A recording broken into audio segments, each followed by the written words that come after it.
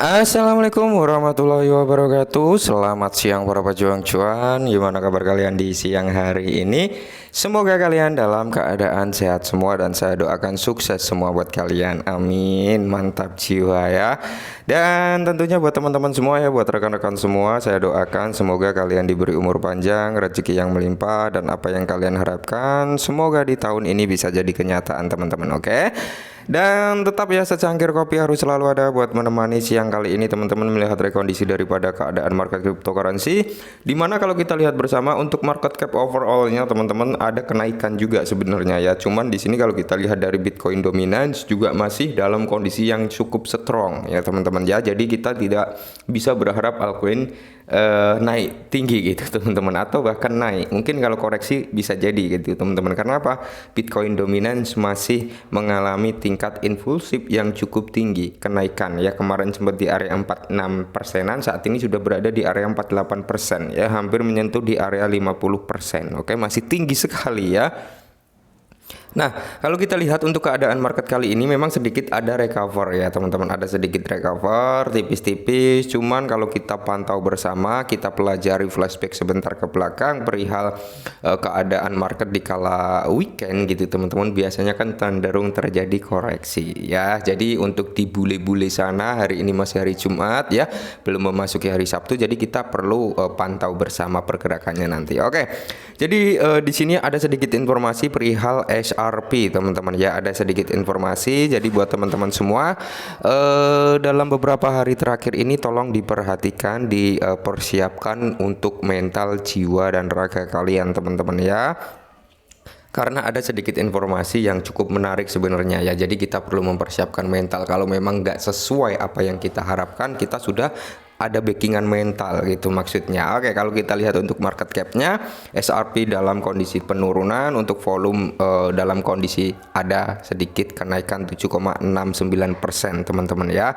Dan XRP diperdagangkan di area 4742 dengan di belakang koma ya, 0,4 gitu teman-teman ya. Oke, jadi informasinya cukup menarik sebenarnya, langsung kita bahas. Nah, jadi di sini teman-teman bahwasanya mantan direktur SEC mengatakan gugatan Ripple akan berakhir dalam beberapa hari terakhir. Oke, mantap jiwa ya. Nah, jadi di sini kalau kita pantau bersama teman-teman ya, kita amati bersama ya, mantan direktur SEC memperkirakan bahwa keputusan akhir untuk kasus SEC vs Ripple akan keluar dalam beberapa hari terakhir. Oke. Jadi dalam kasus ini teman-teman banyak sekali ya saat ini berita yang menyebar di luaran bahwasanya kemungkinan besar XRP ini akan kalah nih dengan SEC gitu teman-teman. Nah, jadi di sini pun timbul beberapa statement kepanikan juga dari beberapa teman-teman ya, bahwasanya bang ini kayaknya akan damparah nih, XRP kalah dengan SEC dan sebagainya gitu. Oke. Jadi yang perlu kita pantau bersama adalah di sini kasus XRP ini teman-teman ya. Ini terjadi hanya di US, oke, di US sana, karena memang regulasi di sana itu belum jelas gitu, belum ada, maka dari itu agak sulit gitu teman-teman ya. Jadi di sini kalau kita pantau bersama ya, mantan direktur regional SEC Mark Fergus berspekulasi bahwa peraturan hukum selama bertahun-tahun antara komisi dan Ripple Labs Inc. akan segera berakhir. Nah, Forget turun ke Twitter untuk mengungkapkan bahwa Hakim Distrik Amerika Serikat Analisa Torres, hakim ketua gugatan, akan mengeluarkan keputusan-keputusan ringan dalam beberapa hari terakhir. Oke. Jadi di sini gini teman-teman ya, banyak kita ulangi sedikit ya, banyak orang yang berspekulasi XRP ini akan kalah nih dengan SEC gitu ya dalam persidangan. Nah, jika XRP ini kalah maka dia harus kena charge kayak gitu ya, dalam artian denda gitu ya teman-teman. Cuman yang cukup menarik adalah di sini teman-teman ya, untuk Ripple ini ya sudah menggait beberapa negara ya, atau menggait beberapa perbankan besar yang siap masuk untuk Ripple gitu ya, untuk masuk ke dalam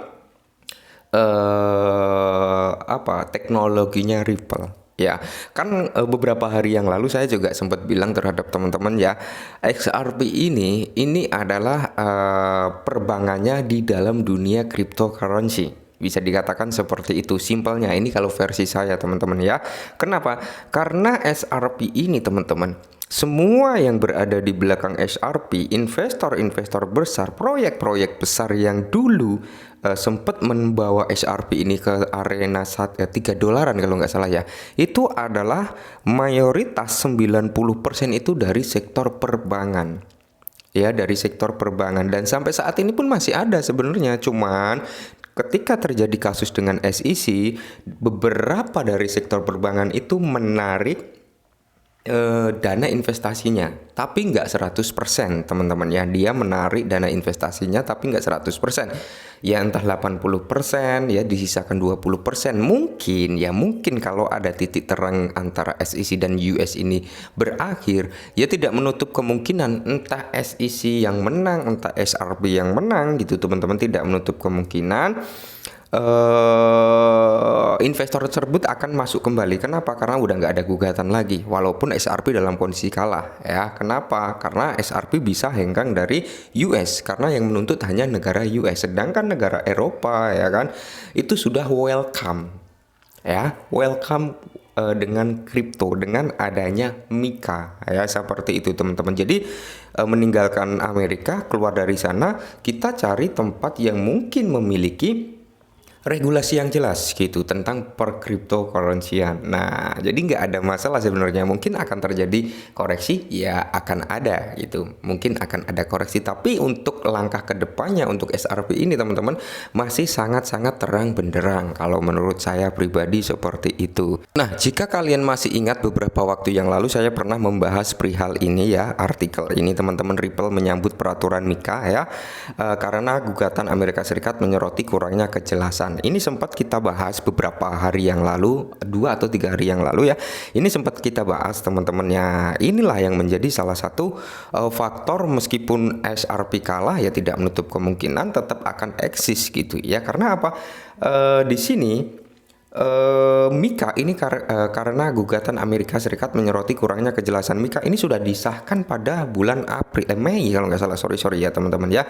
Jadi di sini kalau kita lihat operasi Ripple berbasis di Eropa dan Asia, meskipun ada tuntutan hukum yang sedang berlangsung dengan Komisi Sekuritas dan Bursa Amerika Serikat. Nah, jika Ripple ini gagal melawan SEC teman-teman, maka tidak menutup kemungkinan ya 90% kalau menurut saya pribadi Ripple ini akan hengkang dari US ya. Meskipun dia kena charge, dia harus membayar denda, tapi setidaknya kemungkinan besar dia akan keluar dari US dan mendirikan perusahaan di Uni Eropa. Bisa jadi seperti itu, karena di sini ada Ripple bersiap di Eropa dan Asia gitu teman-teman untuk membangun kantornya kembali. Bisa jadi seperti itu. Jadi sebenarnya dari beberapa teman-teman terjadi kepanikan juga. Bang, gimana ini kalau benar-benar SRP kalah? Kalau menurut saya pribadi, saya tetap bertahan di SRP karena saya melihat sektor yang dikejar SRP, kalian tahulah, sempat kita singgung juga beberapa minggu yang lalu ya teman-teman, atau di awal-awal bulan Juni.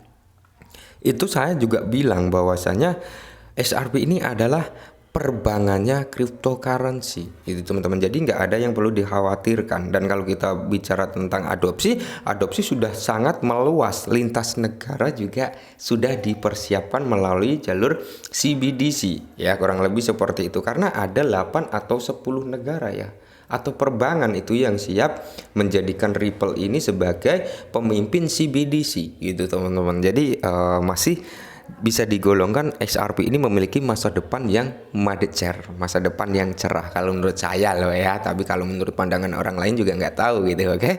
Mungkin ini dulu sedikit informasi tentang SRP, semoga membantu teman-teman dan salam cuan.